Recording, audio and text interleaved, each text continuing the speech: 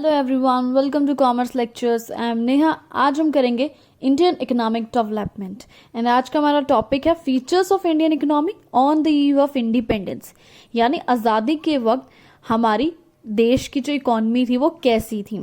सबसे पहला पॉइंट है स्टेगनेंट इकोनॉमी। स्टेगनेंट शब्द का हिंदी में अगर मीनिंग जाने तो मतलब कोई चीज़ का मतलब रुका हुआ होना, ठीक है, मतलब आगे बढ़ना नहीं उस चीज़ का, रुका हुआ होना। सो स्टेगनेंट इकोनॉमी थी, इसका मतलब है the economy which shows little और नो ग्रोथ इन इनकम। यानी हमारी जो इनकम थी, कमाई थी, वो बिल्कुल एकदम रुकी पड़ी थी, वो आगे बढ़ नहीं रही थी, ग्रो नहीं कर रही थी। सो इंडिपेंडेंस के वक्त जो हमारी इंडियन इकोनॉमी थी वो क्या थी? एक स्टेगनेंट इकोनॉमी थी, क्योंकि उसमें इनकम नहीं बढ़ रही थी। उस वक्त लोग बहुत ज़्यादा गरीब थे, उनका स्टैंडर्ड ऑफ लिविंग बहुत कम था, बहुत बुरी हालत में जी रहे थे, स्टारवेशन यानी भूख से मर रहे थे। सेकंड पॉइंट है backward economy. So Indian economy हमारी इंडिपेंडेंस के वक्त बहुत ज़्यादा बैकवर्ड थी, यानी पिछड़ी हुई थी। सो बैकवर्ड इकोनॉमी का मतलब होता है वो इकोनॉमी जिसकी पर कैपिटा इनकम बहुत कम होती है। यानी अगर एक एवरेज इंसान की इनकम निकाली जाए तो बहुत कम इनकम होती है। उस वक्त आज़ादी के वक्त 1948 के वक्त हमारी पर कैपिटा इनकम क्या थी? 230 रुपये मात्र। तो 230 रुपये देखो, अगर आप कमाते भी हैं तो कितना कम होता है 230 रुपये, है ना। वहाँ उस वक्त लोग जो थे बहुत ज़्यादा गरीब थे, उनको प्रॉपर खाना नहीं मिल पा रहा था। इतने रुपए में ना वो खाना ले पा रहे थे, ना वो प्रॉपर क्लोथिंग यानी कपड़े खरीद पा रहे थे, शेल्टर यानी उनके पास प्रॉपर घर भी उस वक्त नहीं था। थर्ड पॉइंट है एग्रीकल्चरल बैकवर्डनेस, यानी एग्रीकल्चर भी हमारा बहुत पिछड़ा हुआ था। 72% लोग लगभग जो थे एग्रीकल्चर का काम कर रहे थे, खेती बाड़ी में लगे हुए थे 72% लोग। लेकिन इतने लोग काम करने के बाद भी जो उसकी जीडीपी जा रही थी वो थी सिर्फ 50% कॉन्ट्रीब्यूशन था एग्रीकल्चर की तरफ से। इतने लोग काम तो कर रहे थे लेकिन सिर्फ जीडीपी में सिर्फ 50% ही बढ़ोतरी हो रही थी। प्रोडक्टिविटी बहुत कम थी, बहुत कम मात्रा में प्रोडक्शन हो पाती थी। फूड ग्रेन प्रोडक्शन यानी अनाज जो की प्रोडक्शन हो रही थी वो इतना कम था कि वो हमारे सब्सिस्टेंस का मतलब होता है हमारे खुद के सर्वाइवल के लिए, खाने पीने के लिए भी बहुत कम पड़ रहा था। मतलब जैसे तैसे हम लोग उससे गुजारा कर रहे थे। नेक्स्ट है आपका इंडस्ट्रियल बैकवर्डनेस, यानी हमारी जो इंडस्ट्रीज थी वो भी बहुत पिछड़ी हुई थी। वर्चुअल और हैवी इंडस्ट्रीज की बहुत कमी थी। हैवी इंडस्ट्रीज तो आप लोगों को पता है क्या होती है। वर्चुअल इंडस्ट्रीज वो होती है जो इंटरनेट वगैरह से चलती हैं, जहाँ सब कुछ ऑनलाइन काम होता है। तो ऐसी इंडस्ट्रीज की बहुत कमी थी।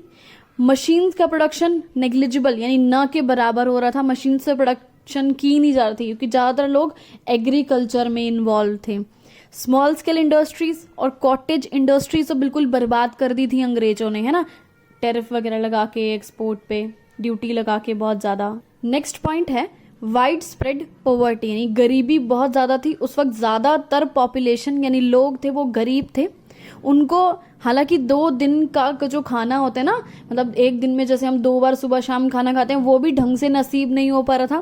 प्रॉपर शेल्टर, रहने की जगह नहीं मिल पा रही थी, पहनने को अच्छे कपड़े नहीं मिल पा रहे थे। ये सब किसकी वजह से था? अनएम्प्लॉयमेंट, बहुत ज़्यादा बेरोजगारी थी उस वक्त, और इलिटरेसी, लोग अनपढ़ थे, पढ़े लिखे नहीं थे। नेक्स्ट चीज़ है पुअर इंफ्रास्ट्रक्चर। बात यह है इंफ्रास्ट्रक्चर क्या होता है? जैसे कम्युनिकेशन के मीन्स होते हैं, जैसे टेलीफोन, इंटरनेट वगैरह, ये सब चीज़ें। मीन्स ऑफ ट्रांसपोर्ट जैसे बसेस, ट्रक्स, पावर, बिजली, इलेक्ट्रिसिटी, आपको पता ही है। तो ये सब चीज़ें बहुत पुअर यानी नहीं थी, बहुत कम थी। इंफ्रास्ट्रक्चर डेवलपमेंट जो है बहुत ही ज़्यादा कम था। नेक्स्ट है आपका हैवी डिपेंडेंस ऑन इम्पोर्ट्स, यानी हम लोग जो है इम्पोर्ट्स पर बहुत ज़्यादा डिपेंड थे। इम्पोर्ट्स का मतलब क्या होता है कि बाहर किसी देश से अपने देश में कुछ खरीद के लाने का मतलब होता है इम्पोर्ट।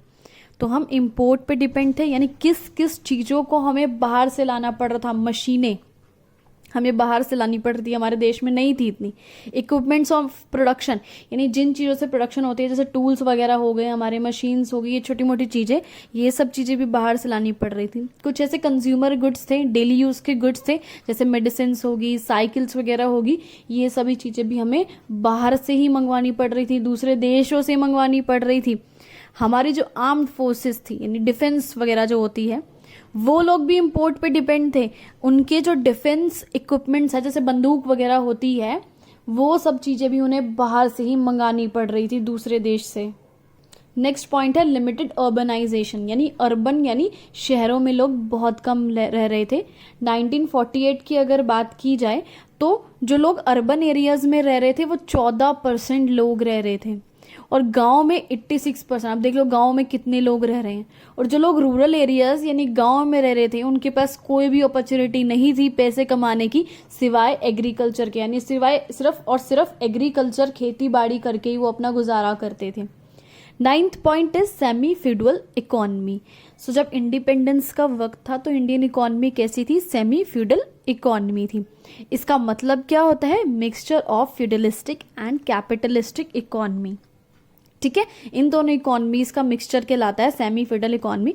फ्यूडलिस्टिक इकोनॉमी का मतलब क्या होता है? जब गवर्नमेंट सारे डिसीजंस लेती है, और कैपिटलिस्टिक का मतलब क्या होता है? जब प्राइवेट लोग सारे डिसीजंस लेते हैं। तो उन दोनों का यहाँ मिक्सचर था, यानी एक टाइप की मिक्स्ड इकोनॉमी हम कह सकते हैं। नेक्स्ट है और लास्ट है आपका colonial economy. So Indian economy क्या थी? ब्रिटिश गवर्नमेंट की कॉलोनी थी। आपको पता है कि जो ब्रिटिश सरकार है, अंग्रेज लोग हैं, वही जो है शासन कर रहे थे हमारे देश पे। हमारे इकोनॉमी को वो एक्सप्लॉइट कर रहे थे, हमारी इकोनॉमी का शोषण कर रहे थे। किसके लिए? For the benefit of British economy, यानी खुद के देश के लिए हमारे देश की इकोनॉमी का शोषण कर रहे थे। एग्जाम्पल लिखा है मैंने, ब्रिटिश गवर्नमेंट क्या कर रही थी? इंडिया का जितना भी रॉ मटेरियल होता था वो एक्सपोर्ट, यानी हमारे देश से बाहर दूसरे देश में, किसमें? ब्रिटेन में, अपने खुद के देश में भेज रही थी, ताकि जो ब्रिटेन की इंडस्ट्रीज है वहाँ की सारी ज़रूरतें पूरी हो पाए। किस चीज़ से? हमारे देश के रॉ मटेरियल से। तो हमारे देश का रॉ मटेरियल ड्यूटी फ्री, यानी बिना जो है टैक्स के भेज रही थी ब्रिटिश गवर्नमेंट अपने देश में। इसके बाद वीडियो खत्म हुआ। Thanks for watching this video. Please like share and subscribe.